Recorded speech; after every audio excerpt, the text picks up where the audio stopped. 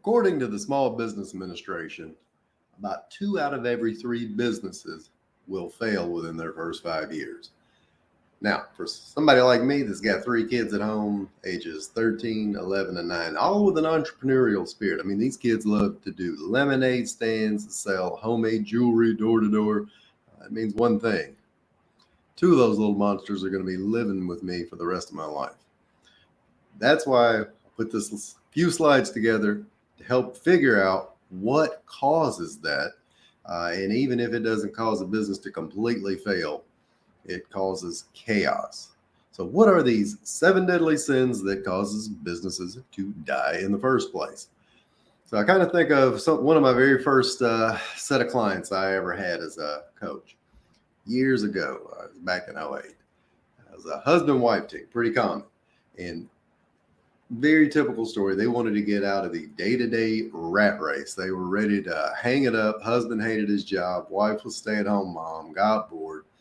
And they started a window covering business, high-end window coverings, not just, blinds, but drapes, valances, all the frou-frou. It was fantastic. Unfortunately, they also started it during a recession, and it was a very economically driven business. Now, for them personally, they bought a franchise, and it was a newer franchise, so they got a better deal on it, but they also got less support than you would typically get elsewhere, but that was supposed to cover a lot of their sins. The wife was the one that came to see me. The husband, he was at work, and she just had tears, and I was quite unprepared. I was trying to talk to her about all the issues they were having, and she was all over the place, as you could imagine. And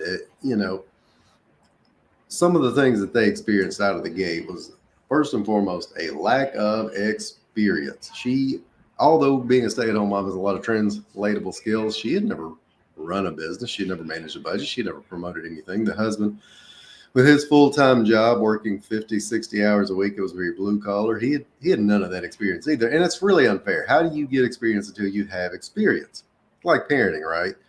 Before we had all of those little monsters, I read every parenting book known to mankind, talked to every person out there, and they all said one thing: they can tell you, but you can't experience it. You don't know until you go through the actual process itself. One of the big reasons I see business failure is not just inexperience out of the gate, which is pretty common. That's obvious. It's the experience you gain through the years that fools you into feeling like you might know something you don't still have mastered yet. I hear this all the time. Well, we've been around, let's say they make it through the first 5 years. We've been around 7 years, been around 10 years, must be doing something right. Until I start digging into their revenue numbers and realize it flatlined a long time ago. I mean, just saying I've been around a long time does not make you an expert. Think of it parenting wise. There's almost 8 billion people rolling through planet Earth. The stork brought exactly 0% of them. Does that mean everybody is an expert in parenting? Probably not. Very few, as a matter of fact. So our experience can lie to us. And in their particular case, they had none at that point. So they were learning on the fly everything as much as they humanly could. How do you overcome this? Before you ever get started, if you're in that position, seek out some mentorship. Go do a day in the life of whatever business you're looking at doing. My favorite thing is start this on the side. There's nothing better than a side hustle that you get to learn and experience the bumps and the bruises while you still have the security of your full-time job. Now, if you're already doing this, you've already gained the experience, but take a look at the areas you're probably not yet up to snuff on, and then think, hey, is my experience lying to me here? Next is planning, or more appropriately, a lack of. And as I spoke to this client about her business, and we discussed their plans were non-existent. They had plans, she said, they're just all in my head. We'd love to do this, or we'd love to make $1 million. That's not a plan, that's a wish. So as we sat down, we tried to unravel, where do you want to be in 1 year or in 5 years? And what does that look like to get there? And so many entrepreneurs that I work with now have no plan for today. They roll out of bed, they immediately start check. This is my imaginary phone hiding behind the box here. They check their phone, do some doom scrolling for a little bit, finally wrestle out of bed, and then they're off to the races. That's not planning. And a lot of people will have a goal of sorts, but it's a fuzzy goal.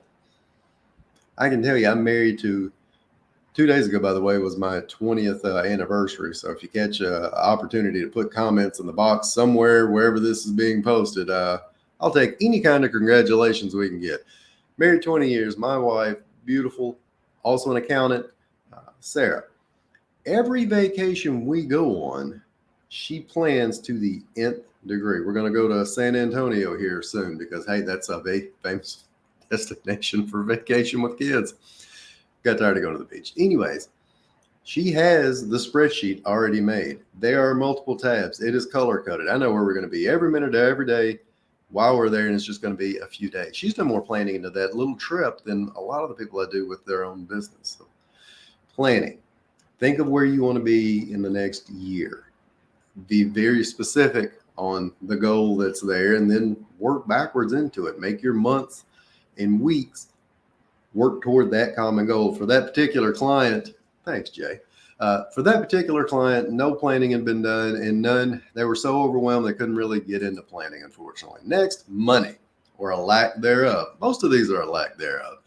They didn't have capital when they started that business. They had a couple of bucks. They had a 401k, and I don't know what it is about a 401k when it hits that $25,000 or $50,000 mark that makes people think, woohoo, free money, but they cashed it out and didn't even do it in that, cute backwards way where you roll it into an S corp and then you borrow from it. Yet I still don't quite understand how that's legal. They straight busted it up and lost 40%, and that's just how it went. And I have a lot of people that do that. And unfortunately, once you start out of the gate with a lack of capital, that kind of bleeds over in your business over and over and over, and it's almost hard to ever get on top of. And I see too many businesses, mature businesses, 5 years in, 6 years in, 10 years in, they've got past that 5-year mark. They still have a lack of capital. Now, at that point, they don't really have a money issue anymore. They have what we call a cash flow issue. You got money coming in, and then you have more money going out than you probably ever had before. And it's a frustrating experience for this particular client. The husband was still making money, but their business was not cash flowing whatsoever. So everything he made, they reinvested back into the business, and then it didn't go anywhere because of a lack of planning and no experience on how to properly run it. What I see as cash flow issues for a lot of the small business owners I work with is just not sitting down with your accountant, with your bookkeeper, with your spouse, and taking a diligent look. It's just like budgeting for your home. When are all the dollars supposed to come in? If some of it on accounts receivable, some of it in the pipeline, and then taking a diligent look at each and every line item. So many of us now, everything we do is on a subscription basis, which is great, and I love that model.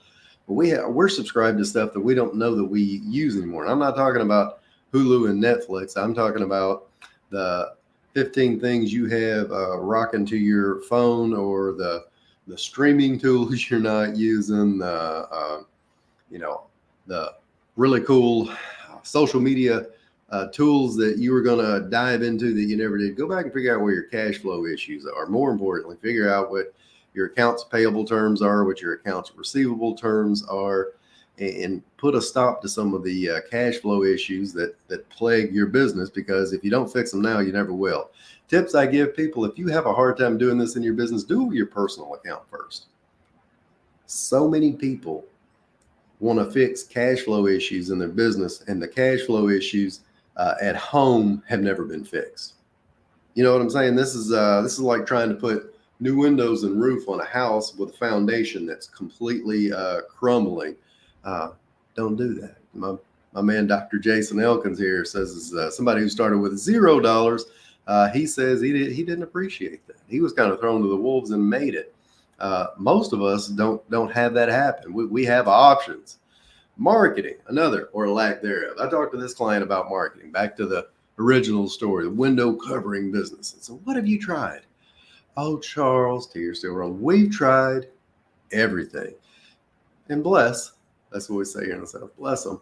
She read off one thing at a time. Well, one time we went to a chamber event, and we set up shop, and we put our stuff out. Nobody picked it up, and they tried to sell me something while I was there.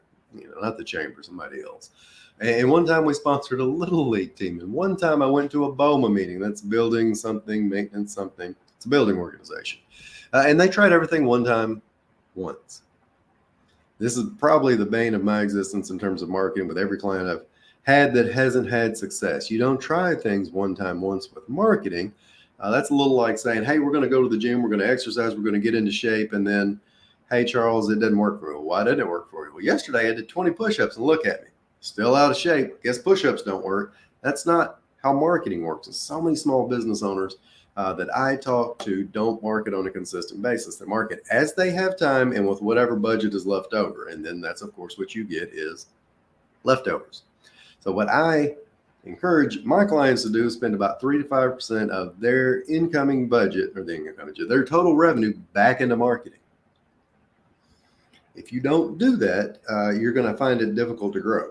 For some businesses, 3 to 5 is not nearly enough. If you're a solopreneur, if you're in a consulting type role, it could be as high as 10%. Of course, you have lower overhead everywhere else, and it's a highly competitive industry. That's what you're supposed to be doing, though. Figure out who your clients are, what their problems are, how you fix it, create a message, and then spend real money, whether it's, paid ads or pay-per-click or starting that podcast and helping somebody get you to do it. There's a variety of ways to do it. So for this client, they're having a difficult time marketing, and theirs is as much more than anything was a very consumer-driven business. So they have either direct to consumer, or they could start working with referral sources. And that's, kind of where I encourage them to, reach out to some high-end builders, reach out to some interior designers and decorators, and, find the upper, the more affluent neighborhoods that are there, and find you 1 or 2 clients that you can potentially get a testimonial out of it. And all of that was grueling work. And I remember as I was telling her this, the tears just almost sort of dried up. And she was like, well, thanks anyways, Charles. Kind of almost, she didn't pat me on the head, but I swear she wanted to just kind of reach over and pat me on the head and just sauntered off. Marketing. You got to do it. Delegation. If you want something done right, you got to do it yourself. If you want to grow your business, you're going to have to find other people that can help you do that. And that is outsourcing 2 things in your business. 2, that's 4. 2 things in your business. The things you don't like doing that you're not very good at to begin with that do matter. And then also the little low level tasks that you are tired of doing that somebody else could do for 10 to 15 bucks an hour. Now, for this particular client, she was trying to do everything. She was setting up appointments. She was doing the follow-up emails, the calls, the content posting, the scheduling in-home showings, going through the process of all of the software. I don't understand blinds and window coverage, but all of the stuff that went into it as well.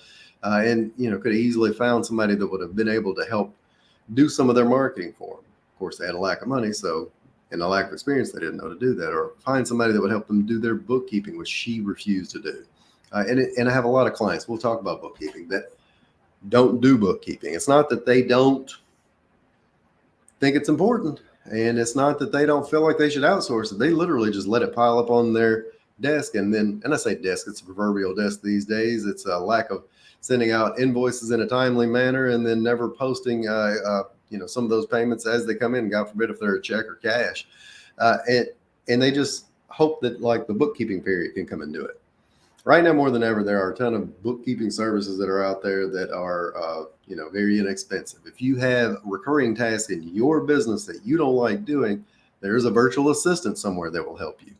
For me, even though as a full-time coach, I have a full-time business as well. I used to call it a side hustle, but now it's a full-blown thing. I have a virtual assistant that does a whole lot of heavy lifting for me that I don't like doing.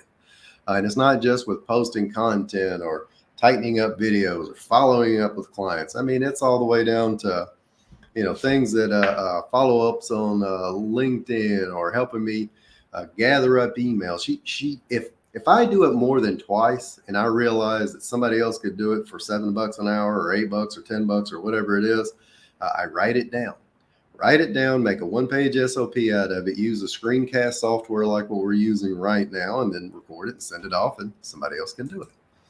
And last but not least is a lack of confidence. Back to my window covering client. This was their biggest issue. Charles, I just don't think we can do it. I know what you're saying, and I know we've got grit and we got determination, but I just think we made a mistake.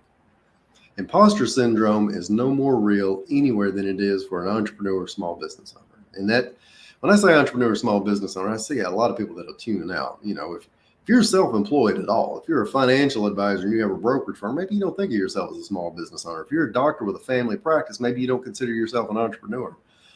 But that little devil on your shoulder, you got the angel on one side, devil on the other, is constantly telling you, yeah, see, that screwed up.